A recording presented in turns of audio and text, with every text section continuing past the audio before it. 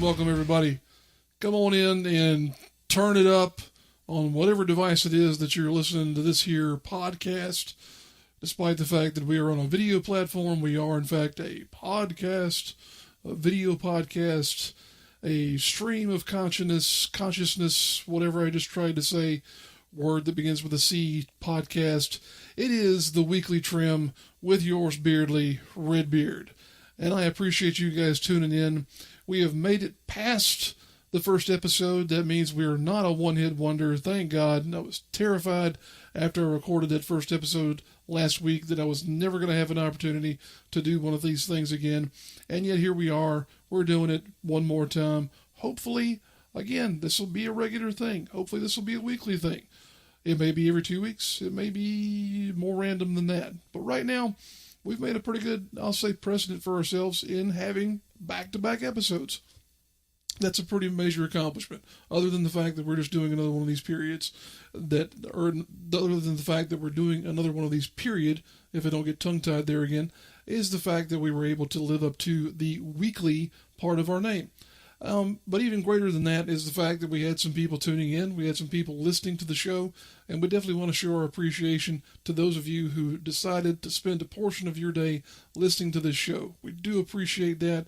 We're very grateful for that, and quite frankly, I don't know what we would do without people who actually tuned in to the content that we're creating on this channel, because I'm going to go ahead and get into something else here in a moment, but really and truly, you guys make it all worthwhile, and we just really appreciate all the likes, comments, and especially your subscriptions, because that means that the channel is growing. And like we said, this is the April 20th, 2018 edition of the program. If you would, go ahead and just please hold all 420 related jokes for when you're back in middle school. We'll just, ignore those for the time being, but it is what it is. 420, I'll go ahead and say it. Fire them up if you got them. I don't smoke pot myself, but if you do, if that increases your enjoyment of the show, if that opens your intellect and opens your mind a little bit more, then go right for it. I know some people who have glaucoma. If that helps with that or whatever else, go straight for it. I have no problem with that whatsoever. I think the sooner we stop demonizing something like that in this country, the better off we'll be. But hey, it's a little bit too early for me to get on that political soapbox, so I'm going to go ahead and kick that thing out from under myself.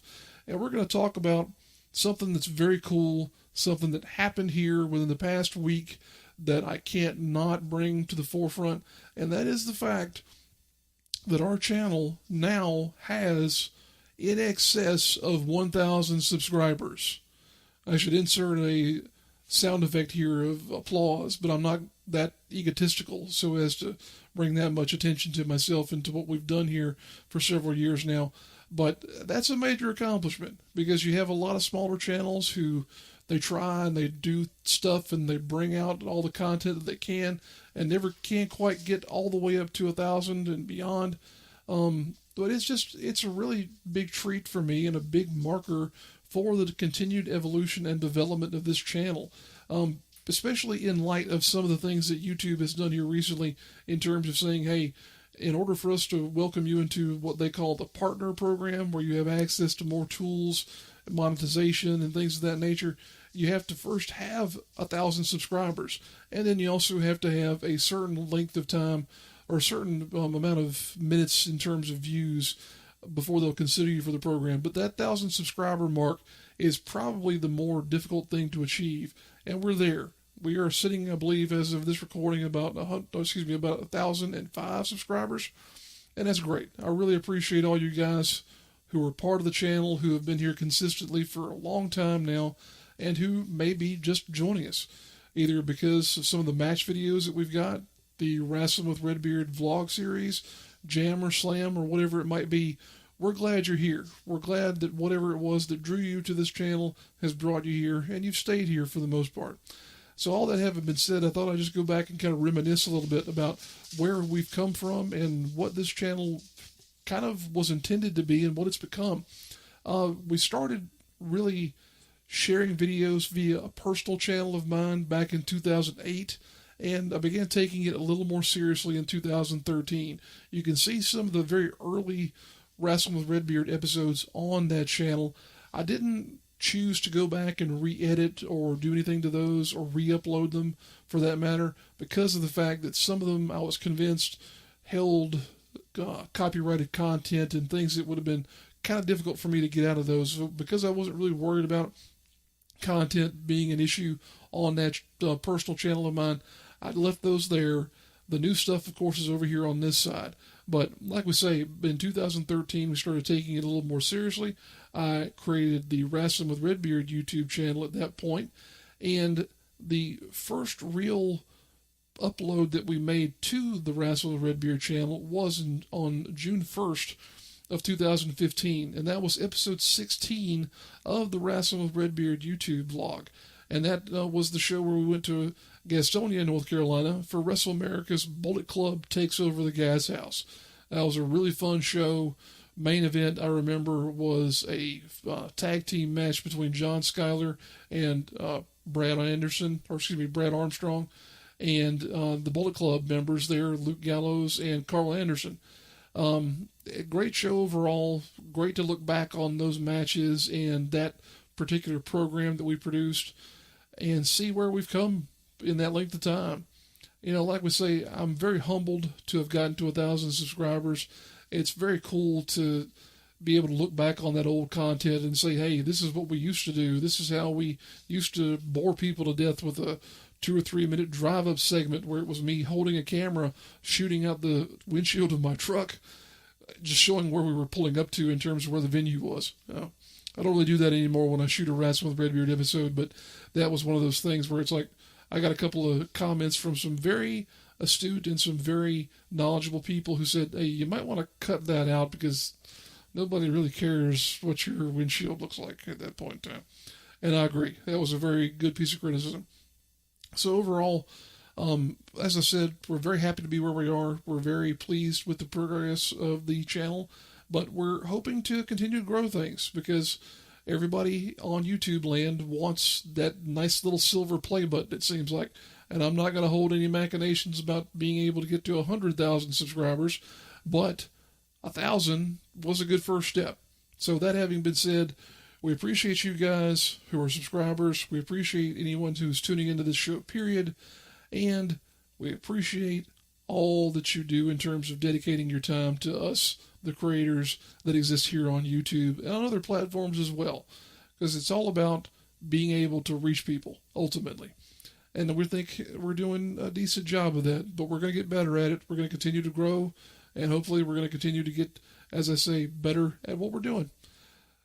All that having been said, let's go into our first musical break of this show, this episode of the Weekly Trim with yours beardly, Redbeard.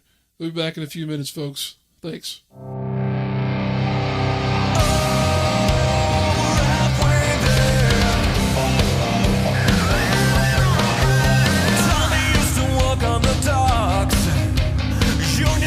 Strike, he's down on his luck, it's so dumb.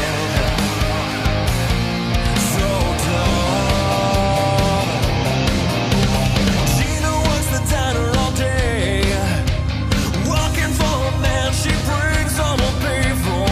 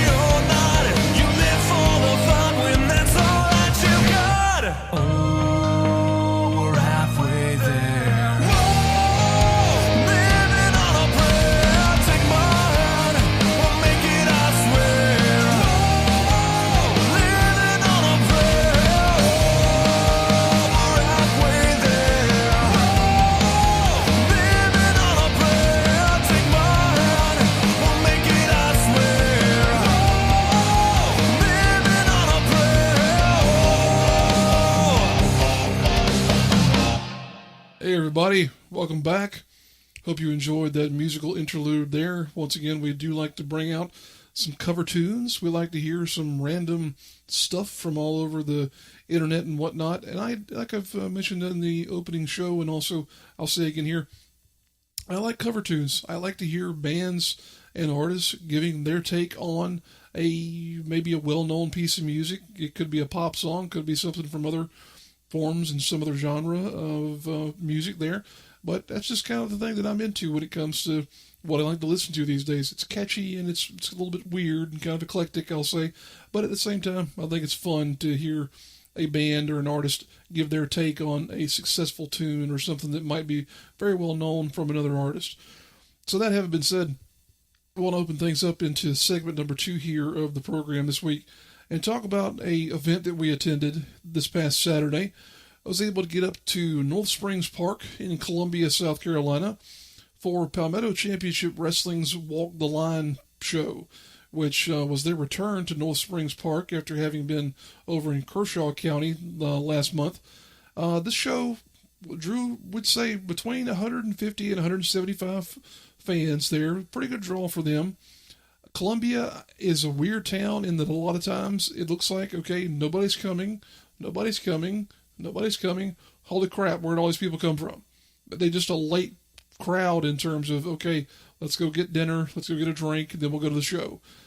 So it can really be startling, I'm sure, for a promoter running in that town, because it's like, oh God, I'm not going to make payroll, or I'm not going to have enough money for concessions or whatever else, and then suddenly everybody shows up. So it just is what it is. Columbia is that kind of a town, and forever the phrase has been, or the slogan I should say, has been that Columbia is a drinking town with a football problem, of course indicating the issues that Carolina Gamecocks, the University of South Carolina that is, have had over the years, but they're getting better, so we'll leave that at what it is.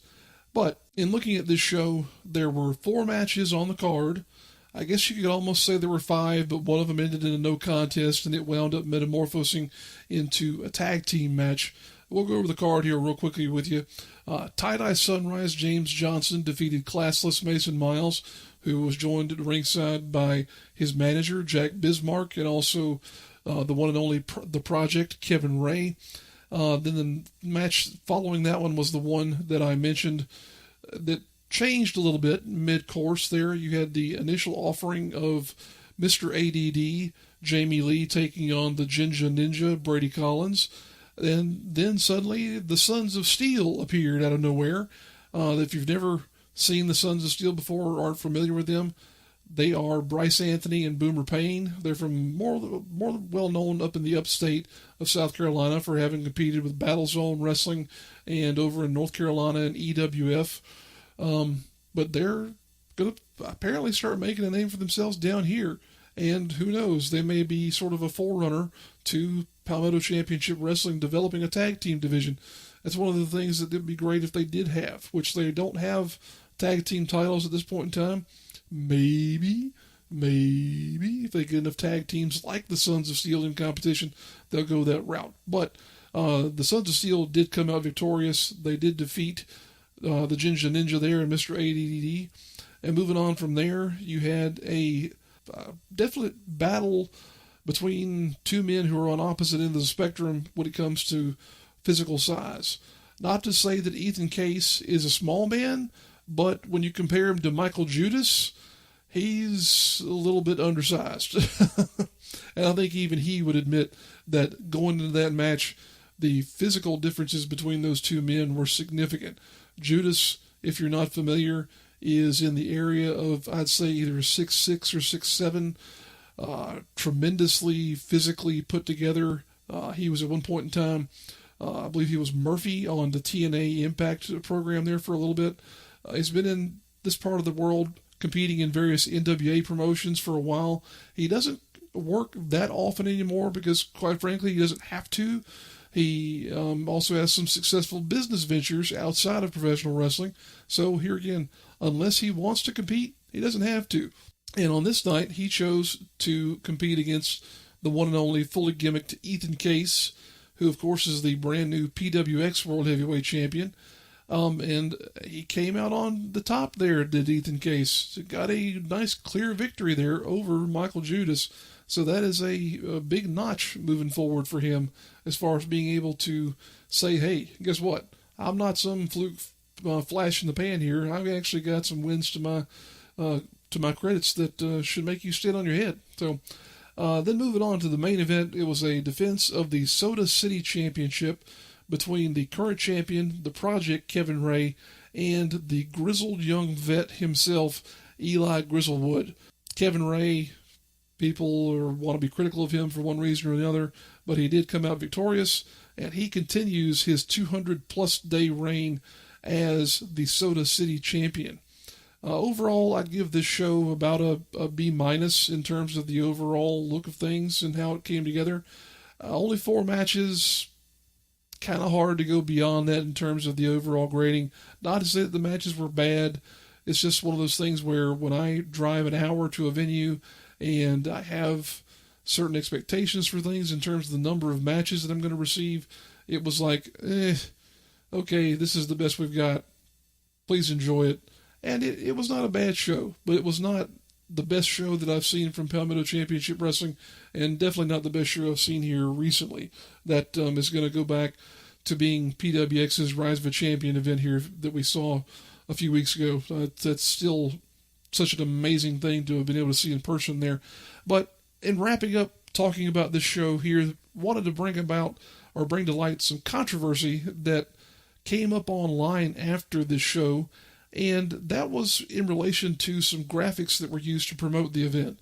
We've gotten away from posters and flyers being crappy in this area, which is something that we unfortunately were kind of known for. So much so that a couple of years ago, when I was still writing blogs, I actually had a blog series that talked about and that showed off terrible pro wrestling posters that were from this part of the world. And like I say, it seems as though we've gotten enough artists in this part of the world who are knowledgeable enough about Photoshop and about various editing programs that they're able to make some quite good material. And this particular graphic that we're talking about was a good piece. It was very well made. The problem, though, was that it featured several talents who were not actually on the card. Now, we're going to go ahead and show that particular graphic on the screen here so you can see what we're talking about. That's one of the benefits of having a video-based podcast, is that we can shift to a image if we need to, or to some other piece of video, and it come across as it should. So there's the graphic, and on it you'll notice that Tracer X, Josh Cutshall, and James Drake are all there. Did I mention any of those 3 men in going over the results? No, I did not. None of them were there. The explanation that has been given was that the poster was made prior to confirming the talent that was going to be on the show. Now, I will say all 3 of those men, Tracer, Josh, and James, have all worked for PCW in the past. So it might have been a decent assumption that they would be around again. However, I know at least 2 of them were at Viral Pro Wrestling over in Thompson, Georgia that same night. So where is the fault here? Was this an attempt by the promotion to false advertise? Was this them saying, hey, this is what we got, as sort of a teaser, and then pulling the veil back on the fans and saying, hey, this is what we actually have for this show? You know, this is one of those arguments where you really can stir up a lot of trouble. And I'm not necessarily trying to do that, but at the same time, I do want to bring out the argument about whether or not this is a legitimate use of something like the card subject to change clause that's on every single wrestling poster you ever see. Is this a legitimate use of this, or is this somebody trying to get away with something? Why was there not an updated graphic made? It's a hard question to answer. I do know that there were some hard copies, some physical posters that were made.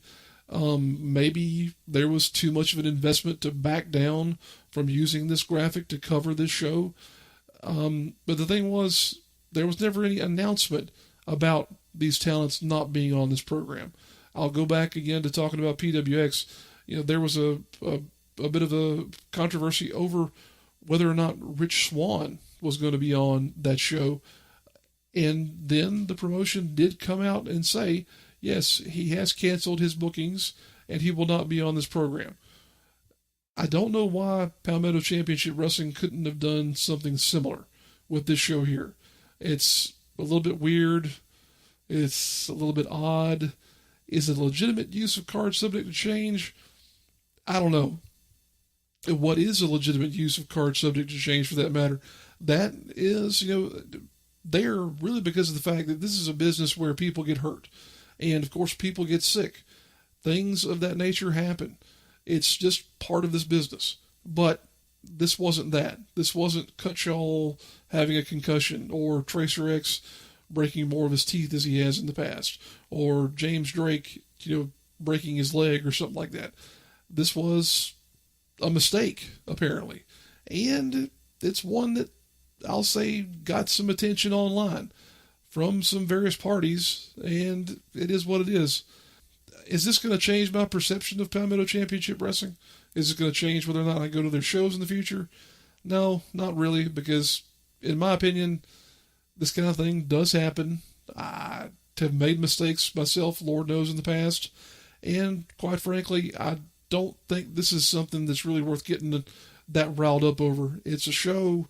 If you wanted to see one of those three guys, there's a pretty good chance that they're going to be in this area again pretty soon, because they're all very well-known talents.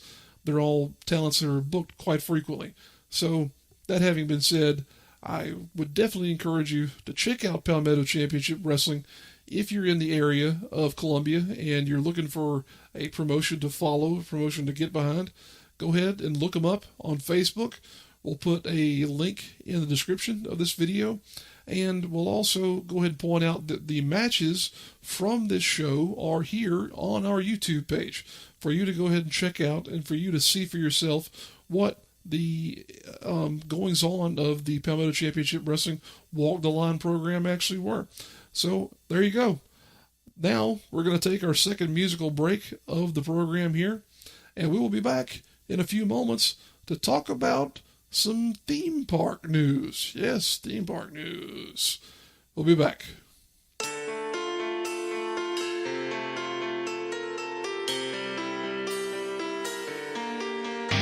I let it fall, my heart, and as it fell, you rose to claim it. It was dark, and I was over, until you kissed my lips and you saved me. My hands, they're strong, but my knees were far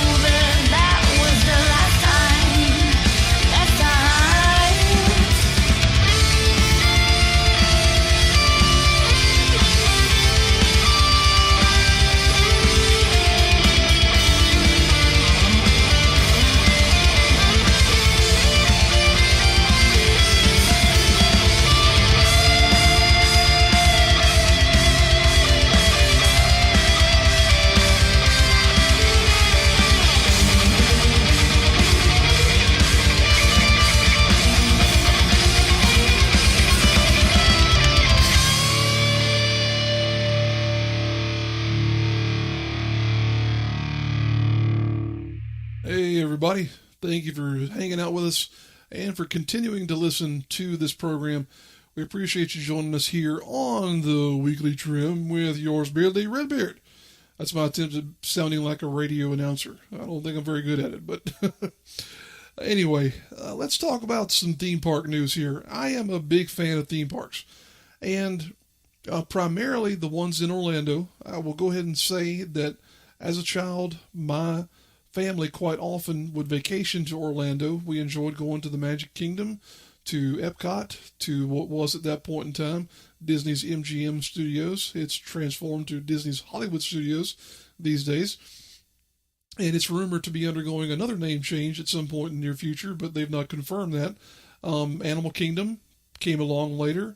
Also, one of the parks that we always enjoyed was Universal Studios Orlando. And that's a park that's undergone some significant changes over the years. I can remember when the parking lot to that park was originally literally at the front gate, to where you could park and walk in, and there might have been 50 feet between one and the other. It was really a small, intimate presentation at that point in time. But it's grown so much, and there's all this cool stuff around Universal Studios Orlando in terms of City Walk.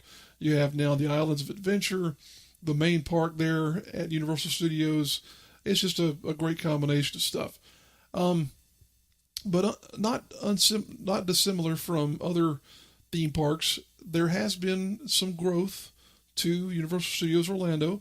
And unfortunately, growth often means removing older attractions.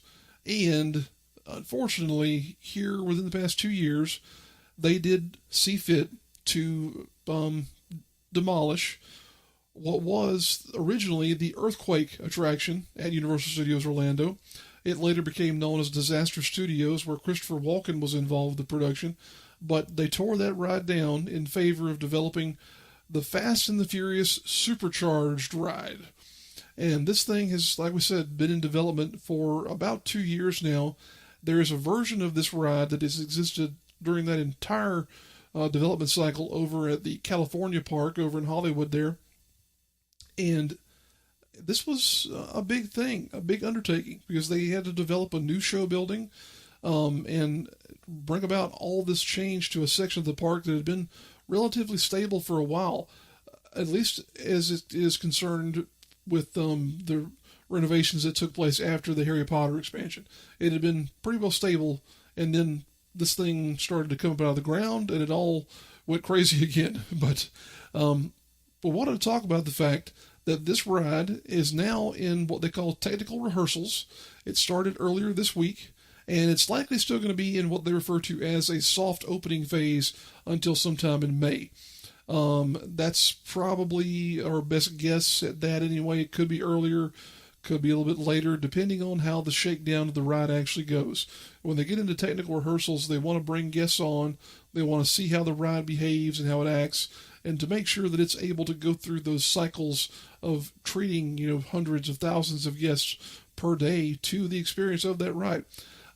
So in looking at this ride and the development of it, we were really pleased to see the video of the queue and the ride experience pop up online almost the same day as they first began the technical rehearsals, which shouldn't really be a surprise. Anytime something new comes across those theme parks, content of it is going to show up on YouTube in very short order. And in looking at those videos, the pre-ride queue features several points of interaction with live actors. And that's interesting to see, because that's something that Universal has used as part of their queues for quite some time. You don't always see it, but for example, I was talking a moment ago about the Earthquake and the Disaster Studios rides, which took up this space previously. Those rides, if you ever experience them, you know for a fact that whenever you got into that queue initially, you interacted with what was a casting director and several other people as the queue developed there as well. So this is kind of the same thing that they're doing here now, to where you go through these stages of the queue and you are interacting with an actor who's developing the storyline behind the ride as you're going through this whole thing. So I thought that was pretty cool to see. The ride system itself seems to be the same as what they've been using for Reign of Kong, which is this trackless, automated bus-like vehicle that takes you through the actual ride corridor. And with Reign of Kong, there's some physical components to it, some practical effects, but in looking at this ride video and in looking at what it seems to be delivering, this one seems to be mostly screens. And what I mean by that, you're talking about big, high-def, probably 4K or whatever else is available to them, projection that is delivering this experience, and you're not wearing 3D glasses. You're seeing this stuff, and it's projected as it is, but even on YouTube, it doesn't really come off that well. And that's been one of the bigger criticisms of this ride, is that in looking at it, it's like, okay, well, we're watching a movie, riding on this bus, there's wind blowing, and that's kind of it. It's a very short ride. I didn't actually try to measure the length of time that the ride goes for, but if you don't count the queue, I'd say maybe 2.5, 3 minutes tops. And I know that may be, kind of lengthy for some people, but really and truly, for a ride of this size and for something that took this long to develop, that's kind of peaked, in my opinion. But, I haven't been on it myself. I will say I've not had a chance to ride this thing, so I can't give it a legitimate criticism. I'm just going based off of what we've been able to see with the ride videos and whatnot. But even so, you have to wonder if this was the best option for Universal Studios Orlando's future in developing such a large portion of the existing USO park and changing it to a franchise that may or may not be around that much longer. I mean, let's be honest. How many more Fast and Furious movies do we really want to see? How many more is Vin Diesel going to be willing to make? It's just one of these things where if I were looking at the overall catalog of properties that we had access to as a content developer for Universal Studios Orlando, would that have been at the top of my list?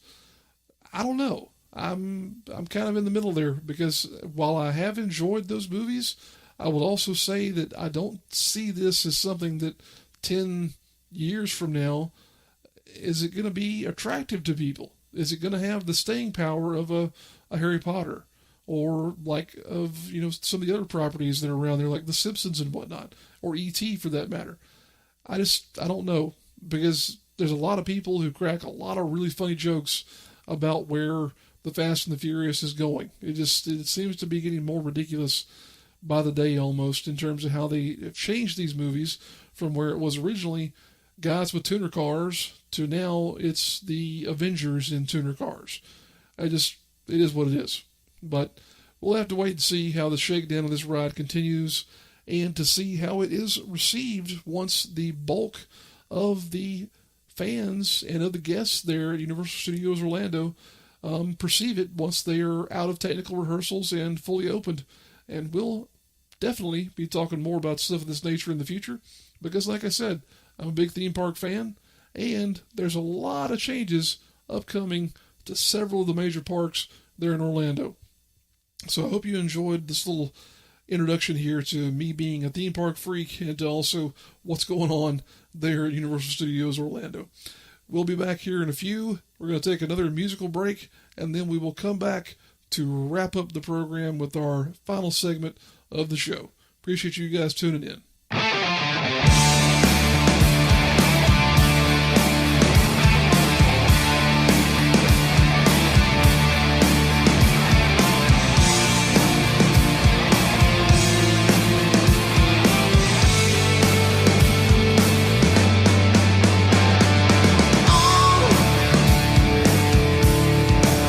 Everybody grooving. You can have a steel train.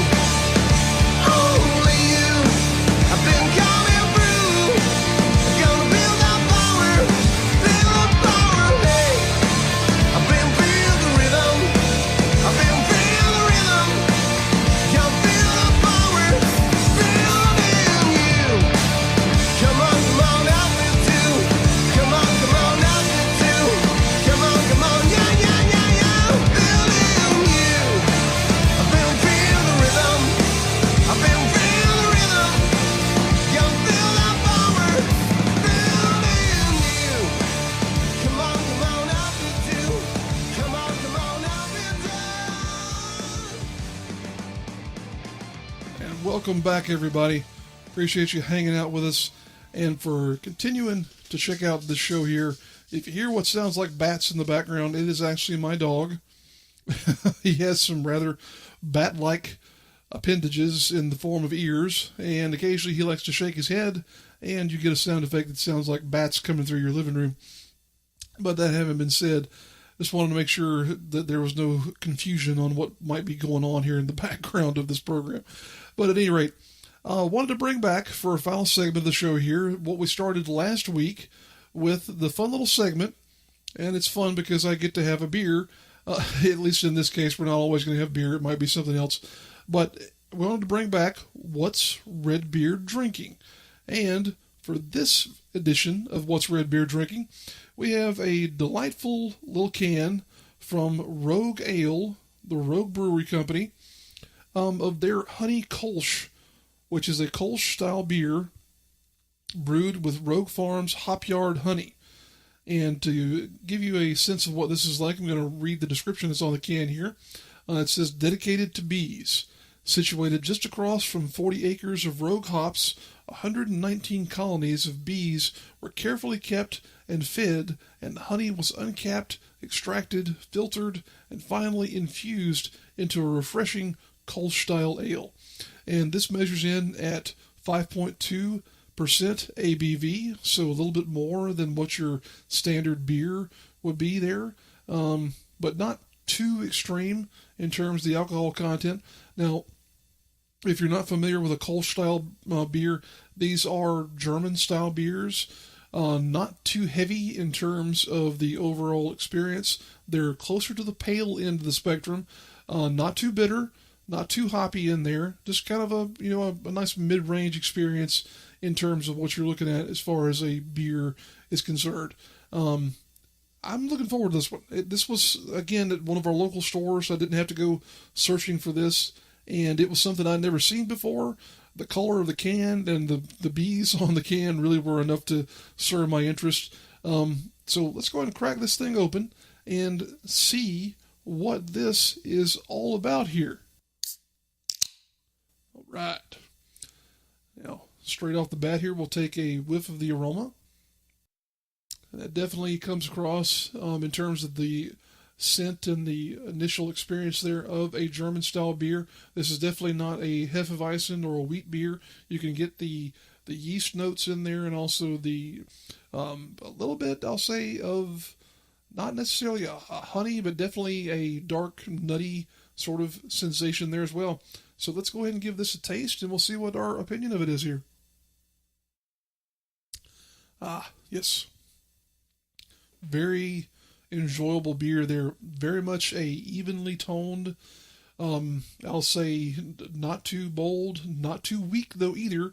Very easy to drink ale. As I said in the description, the Kolsch style beers are not known for being particularly bitter, and this one is very much a smooth finish in terms of the experience. You can pick up on some of the notes of that honey here for sure. It's not sweet in terms of, I don't think anybody would ever think of a beer as being sweet, but in terms of a ale that is brewed with honey, you can definitely get those back notes of that fresh, raw, unfiltered honey experience coming through here. That's a really cool thing to include in a beer like this. Let me go back for one more sip here and just see if we can pick up anything else about it. It's very clean, very crisp in terms of how it finishes. That's a really good beer. That would be great on an evening here in the South where it's warm and where it's just, I'd say almost punishing in terms of the heat level. This is something that's very easy to drink. The bitterness is very minimal. It's very smooth. Very much an enjoyable experience with this beer here. And I've not had very many samplings from Rogue Ales. However, I might have to go try some more. I have had their Dead Guy Ale, but I do know that they produce a rather broad arrangement of things. So we'll have to give them a bit more of a shake here in the future. That's some good stuff there. Definitely, if you're a beer drinker, if you're looking for something new and different to check out there, give Rogue Honey Kolsch a shake there. That's good stuff. So, all that having been said, we really do appreciate you guys hanging out with us and for spending time with us here on the Rasslin with Redbeard YouTube channel. Also appreciate you listening to this here weekly trim with me, yours beardly, Redbeard. Thank you for your likes, thank you for your comments, and thank you for your subscriptions. Folks, we'll see you down the road.